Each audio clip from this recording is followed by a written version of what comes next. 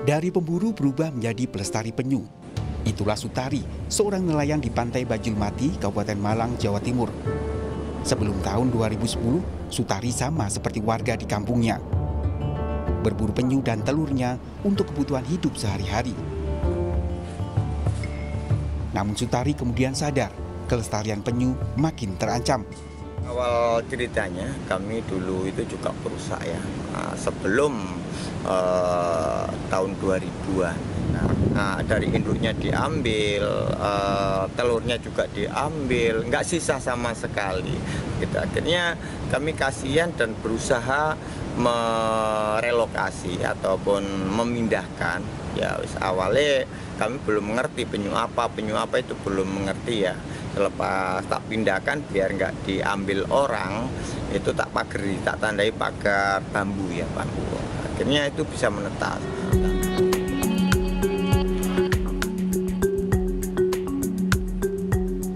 Sutari kemudian mendirikan Bajulmati Sea Turtle Conservation untuk mewadahi orang-orang yang ikut melestarikan penyu. Sutari dan komunitasnya juga rajin berpatroli menyelamatkan telur-telur penyu yang baru ditelurkan induknya dari tangan-tangan jahil. Telur-telur penyu lalu dipindahkan ke Pantai Bajulmati untuk ditetaskan. Caranya kami memilih Bajulmati untuk pusat karena terbanyak. Akhirnya penyu-penyu yang di pantai-pantai lain cuma satu sarang, dua sarang itu kami relokasi. Kami tetaskan di ibu kota penyu atau di Bajulmati ini, BSTC, laka luntas.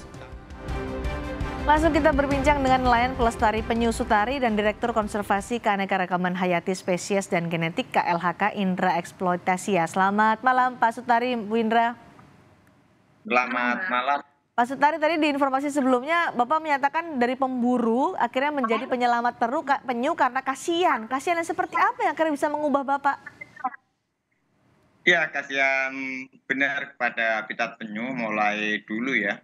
Dulu itu ragam hayati masih lengkap, hutan masih utuh, kebutuhan masyarakat rata-rata dulu itu maunya apa itu dimakan. Tapi khusus dimakan, bukan dijual ataupun dibawa ke lain desa atau lain dusun itu tidak. Jadi itu cuman cukup dimakan secukupnya saja.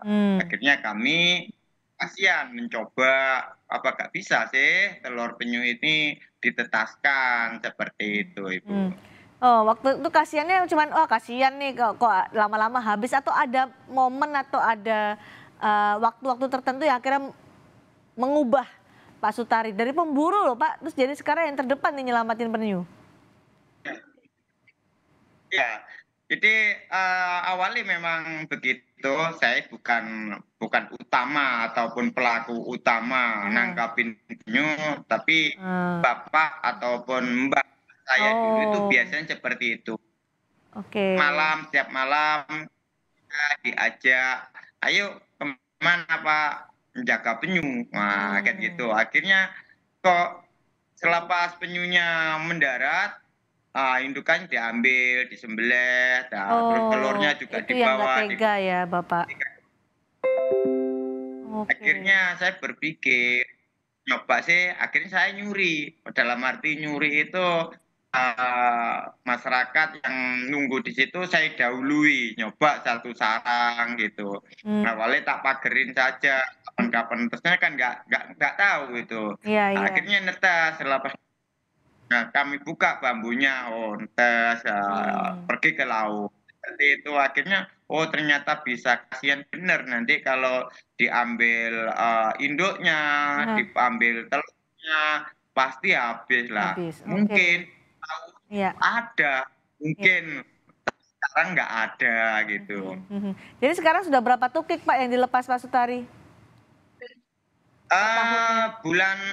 Bulan ini sudah 2 kali pelepasan. Pertama 214, terus 3 hari yang lalu 354 tokek yang kami lepas bersama-sama BKSDA, Balai Besar Konservasi Sumber Daya Alam. Oh, luar biasa, Bu Indra. Bu Indra, kita pengen tahu sebenarnya seberapa terancam sih penyu di Indonesia, karena tadi praktiknya kalau Pak Sutari bilang juga masih banyak orang yang mengambil telur penyu dan sebagainya. Ya, terima kasih banyak Mbak. Sebelumnya saya mau mengucapkan terima kasih dan apresiasi sebesar-besarnya kepada Pak Sutari yang telah menyelamatkan aset bangsa kita ini. Sebenarnya penyu dan satwa liar itu merupakan satwa yang dilindungi dan merupakan aset bangsa yang harus kita jaga. Kalau ditanya berapa besar sebenarnya populasi penyu di seluruh dunia, kita tidak hanya ngomong di Indonesia ya, karena penyu itu adalah ambasador dunia, dia adalah penyu yang bisa bermigrasi ke seluruh benua di seluruh dunia, Ya. dan kita belum tahu jumlah populasi yang pasti, hanya kita melihat dari nesting site-nya, Mbak.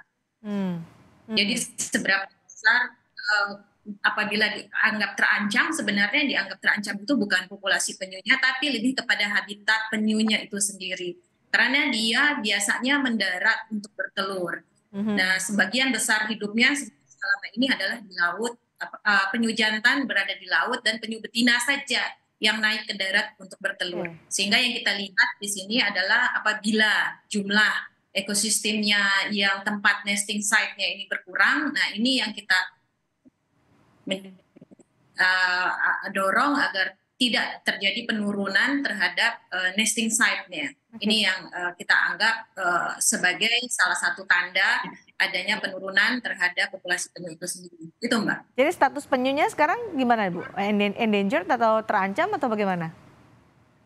Kalau di status IUCN, kita melihat status konservasi itu di IUCN itu endangered, terancam punah. Tapi itu kita hanya 2 penyu yang dianggap terancam punah, yaitu kita punya 6 jenis dari 7 jenis yang ada di dunia. Dan yang terancam punah itu adalah salah satunya adalah penyu belimbing yang banyak bermigrasinya juga ke benua Amerika. Dan kita lainnya penyu hijau, penyu sisik, status konservasinya itu belum endangered, itu vulnerable dari status konservasi IUCN-nya. Tapi untuk semua penyu 6 jenis ini dilindungi oleh undang-undang. Dilindungi undang-undang. Pak Sutari, Anda kan membentuk komunitas ya untuk bisa menyelamatkan penyu, telur penyu. Sekarang sudah berapa orang yang bergabung dengan komunitas Pak Sutari? Amin. Sekarang ini oleh binaan bimbingan Balai Besar Konservasi BKSDA, kami bareng-bareng melangkah untuk sosialisasi betapa pentingnya peran penyu bagi ekosistem di laut ini.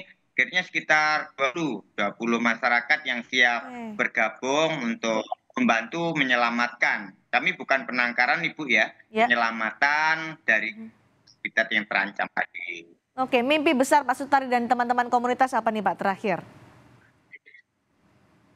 Mimpi besar kami, harapan dari semua stakeholder, dari pemerintahan, sudi jemput bola kami sebagai masyarakat, dibantu juga Balai Besar BKSDA, karena BKSDA sudah bersama kami, juga harapan kami, pemerintah juga membantu bersosialisasi.